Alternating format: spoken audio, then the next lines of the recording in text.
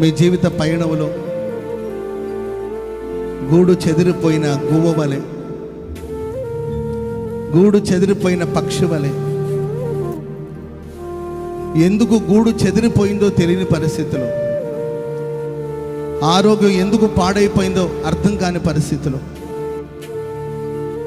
మన కష్టార్జితం అంతా ఎందుకు అన్యాక్రాంతం అవుతుందో అర్థం కాని పరిస్థితులు,